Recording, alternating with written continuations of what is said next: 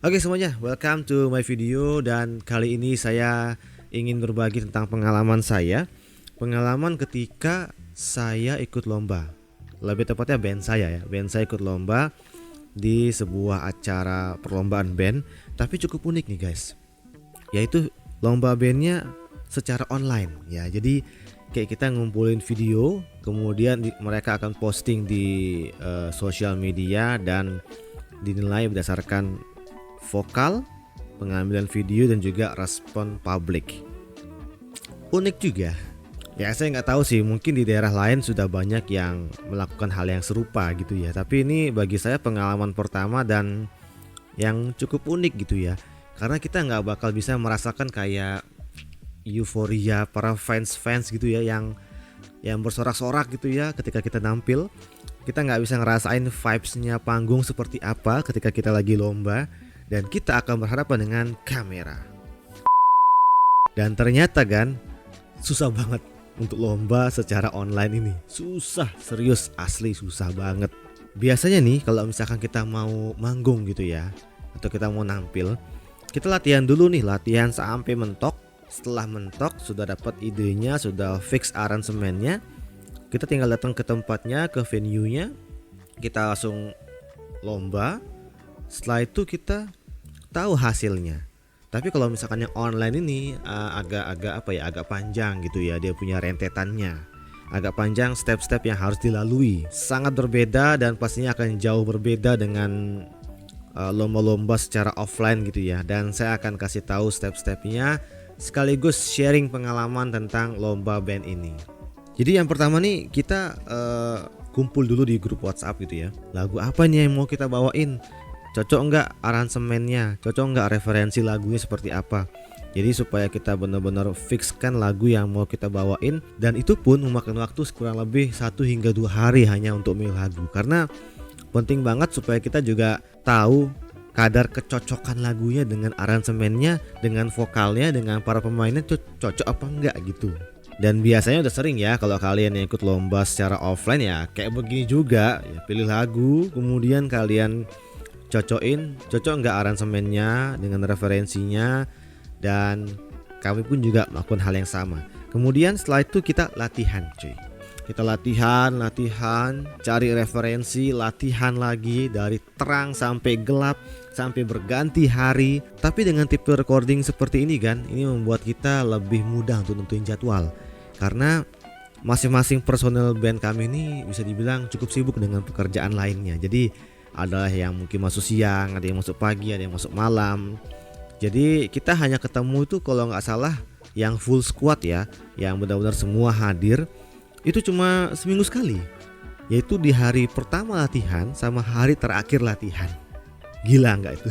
Selebihnya di hari pertama kita buat guide gitu ya, kita buat guide dan juga bayangan struktur lagunya sehingga bisa diikuti oleh personil yang lain untuk ngerekam secara mandiri atau mungkin rekam bersama-sama gitu ya.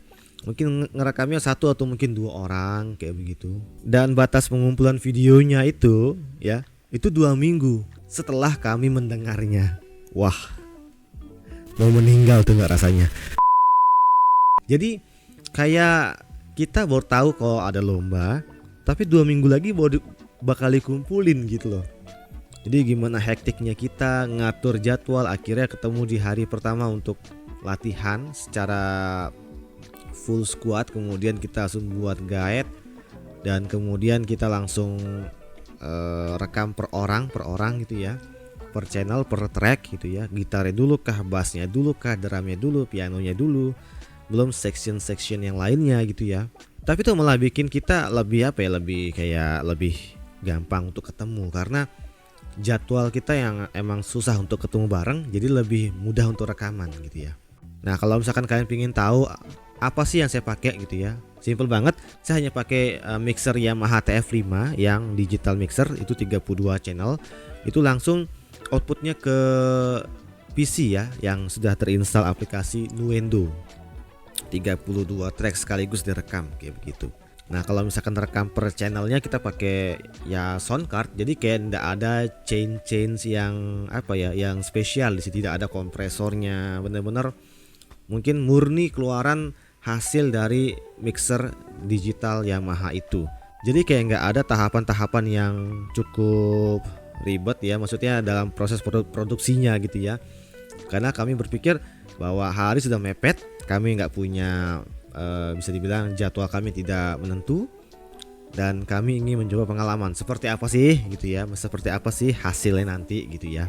Nah setelah kita rekaman, kita udah jadi guide-nya gitu ya, kita cek guide-nya nih. Bisa dibilang guide-nya sudah hampir setengah jadi lah gitu ya. Bisa dibilang sudah hampir setengah jadi dan siap untuk dipakai untuk mereka record per channel, per track gitu ya. Dan ada bencana musibah yang terjadi. Kita ngecek suaranya ini, ternyata kita kan pakai metronom ya. Itu temponya turun dari 140 menjadi 127. Dan anehnya lagi nadanya turun setengah gitu. Jadi kayak ya kok kayak begini gitu ya, kok malah seperti ini gitu ya. Dan itu muncul, musibah itu muncul 3 hari sebelum pengumpulan kalau nggak salah, pengumpulan materi videonya.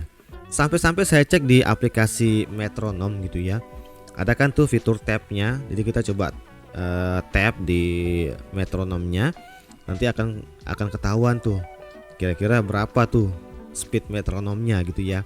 Ya paling enggak mungkin di angka 139, 140, 141, mungkin 142 lah ya. Itu udah cukup meyakinkan. Kalau itu yakin lah itu metronomnya speednya 140. Ternyata speednya hanya 127, jadi lebih lama sekali. Kemudian nadanya juga turun sampai dicap pakai gitar. Ini gitarnya nggak sama suara ini. Bikin pusing, asli bikin pusing.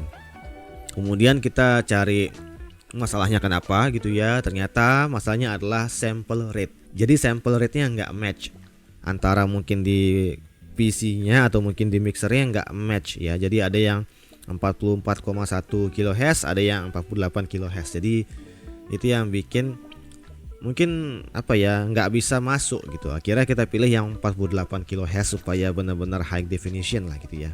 Akhirnya dengan segala kemepetan itu, kita langsung rekaman di hari Minggu jam 10 pagi. Padahal ada personel kita yang bakal kerja jam 12 siang.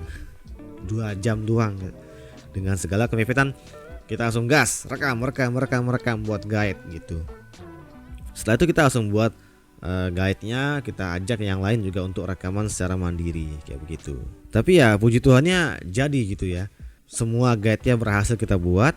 Kita langsung bisa rekam per orang. Jadi pengalaman yang sangat berharga gitu. Jadi proses produksi adalah yang terpenting dari semuanya.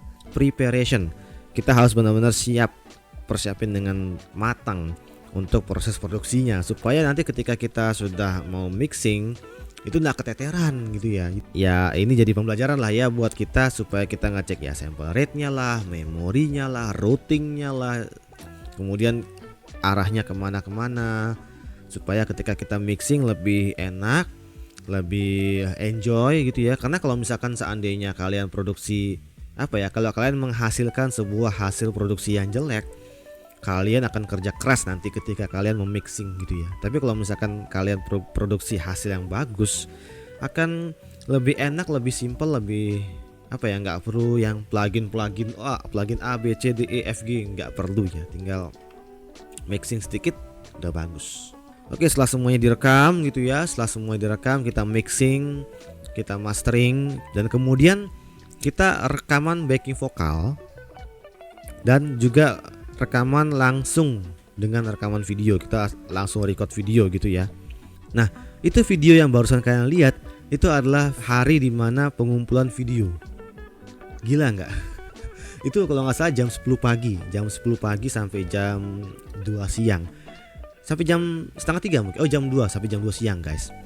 Dari jam 10 pagi hingga jam 2 siang kita tambah materi untuk backing vokal, dan kemudian kita rekam video untuk yang belum rekaman video. Padahal dikumpulin ntar malam jam 12 nih, kita baru selesai rekaman jam 2 siang. Belum kita mixing lebih jauh, belum edit video, belum digabungin. Main-main. Tapi semua ini gak bakal terjadi kalau kita lebih make sure lagi di awal gitu ya. Seharusnya seperti itu. Jadi ini sebuah pengalaman yang cukup berharga, bahwa kita benar-benar harus prepare banget supaya ketika nanti di masa-masa seperti ini ya, di masa-masa seperti ini kita nggak perlu repot lagi, tinggal oke udah bagus, tinggal potong masuk kayak begitu. Jadi kayak nggak perlu ribet-ribet lagi. Tapi karena memang kita nggak siap dari awal, terjadilah disaster seperti ini.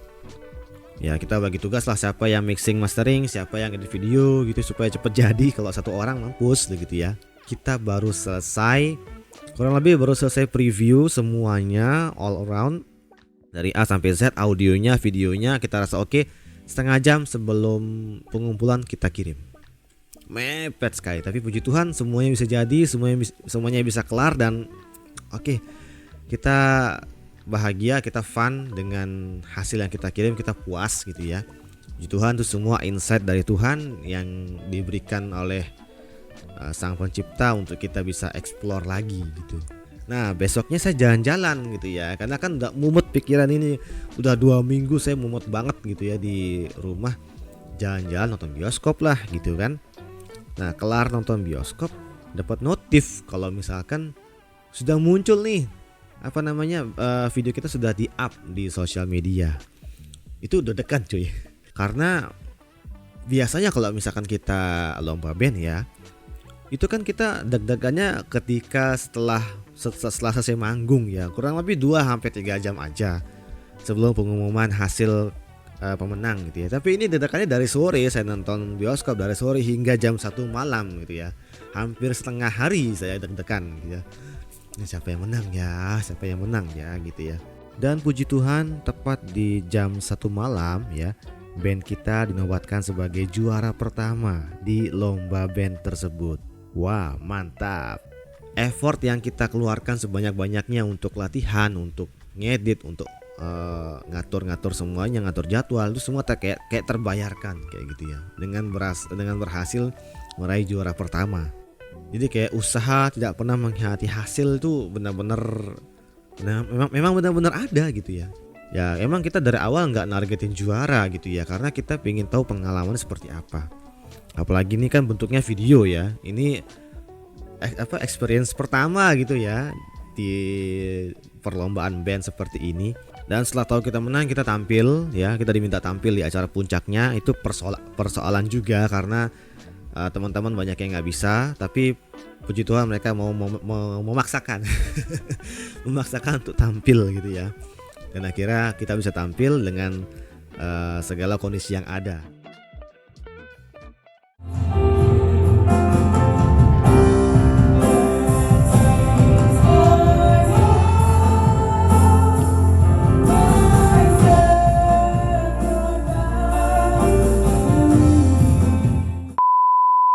Setelah itu ya nggak selesai di situ gitu ya.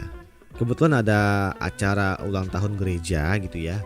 Jadi kami ingin mengucap syukur kepada Tuhan melalui penampilan kami gitu ya. Dengan kami bawakan lagu yang kami bawakan ketika kami band kemarin ya, di lomba band di acara ulang tahun gereja seperti itu. Dan pasti jadi PR karena gini nih, ada cerita awalnya gitu ya.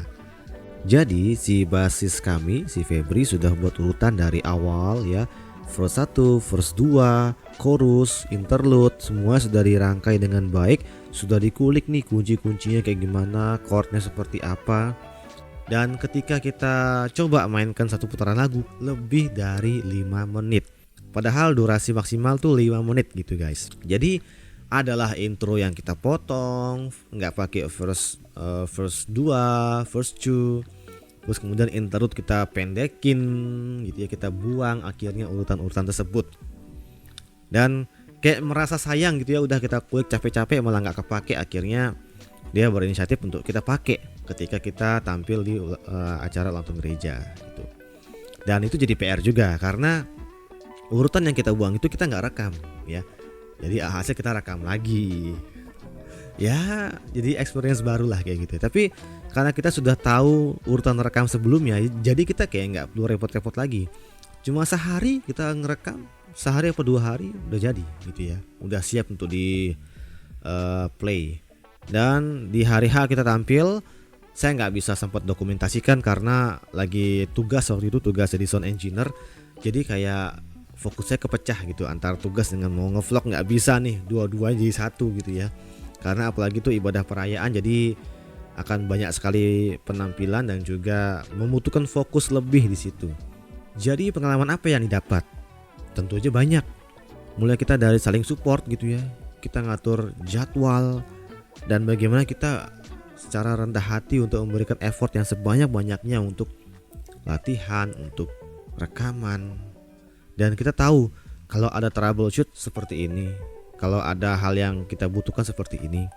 Ada banyak sekali pengalaman-pengalaman yang gak enak yang kita lalui selama kita rekaman, kita latihan sampai kita nampil. Tapi itu jadi sebuah pengalaman buat kita untuk lain kali kita kayak begini, lain kali kita kayak begitu. Seharusnya kita begini dan seharusnya kita begitu. Kayak dapat insight gitu ya, dapat insight bagaimana recording yang baik, bagaimana mixing yang baik, bagaimana cara nampil yang baik. Dan kita dapatkan pengalaman bahwa next time kita nggak boleh seperti itu, kita harus seperti ini kayak gitu. Dengan kesalahan-kesalahan yang kita buat di awal itu akan jadi sebuah pengalaman berharga gitu ya. Nggak perlu nggak perlu takut lah gitu ya kalau misalkan salah. Tapi kalau salah berkali-kali itu tidak baik. Sampai ada yang bilang sama saya kayak begini, kalau saya lihat-lihat nih, yang kalian lakukan tuh nggak worth it dengan hadiah yang kalian dapatkan selama 2 minggu ini. Ya menurut saya kita nggak kejar hadiahnya gitu ya. Karena yang kita kejar adalah pengalamannya. Pengalaman tuh menurut saya penting gitu ya. Dan dibalas lagi, experience is bullshit. Ya kalau mau emang money oriented ya bukan ini ladangnya. Kalau misalkan pengen cari uang, kalau emang bener-bener lebih mementingkan hadiah, bukan di sini tempatnya gitu ya. Di sini tempatnya adalah cari pengalaman. Cari pengalaman sebanyak-banyaknya. Ada orang yang memang butuh uang gitu ya. Silakan cari tempat yang memang menghasilkan uang. Pengalaman yang kami inginkan adalah kami tahu banyak inovasi, kami tahu bagaimana caranya mixing dengan baik, bagaimana caranya ngerekam dengan baik, tampil dengan baik. Dan kalau kita nggak lakuin ya kita nggak bakal tahu apa hasilnya. Dengan kita melakukan maka kita akan tahu apa yang akan terjadi dan apa yang harus kita lakukan. Dapat ide baru, dapat terobosan-terobosan yang baru, itu yang kita inginkan. Tapi semua ini balik kepada opini kita masing-masing. Ya kayak tadi yang saya bilang, kalau emang pengen cari uang, cari hadiah, ya carilah emang yang sesuai, tempat yang sesuai kayak begitu. Jadi saya rasa semua yang kita lakukan tidak akan mungkin sia-sia sih ya. Ya kalau kita berikan effort, kalau kita berikan sebuah hal yang baik, akan tentu mendapatkan atau menuai hal-hal yang baik. Gitu sih. Ini opini kami sih, opini kita, opini saya sendiri sih. Jadi kalau nggak setuju nggak apa-apa. Ini negara demokrasi kok. Oke. Semoga bisa menambah sedikit inspirasi dan juga wawasan buat teman-teman semua yang nonton. Dan kalau kalian pengen nonton hasil videonya, ntar ya saya upload di sini ya. Tapi saya izin dulu sama teman-teman dikasih apa enggak gitu ya. Oke, sampai jumpa di video berikutnya. God bless you.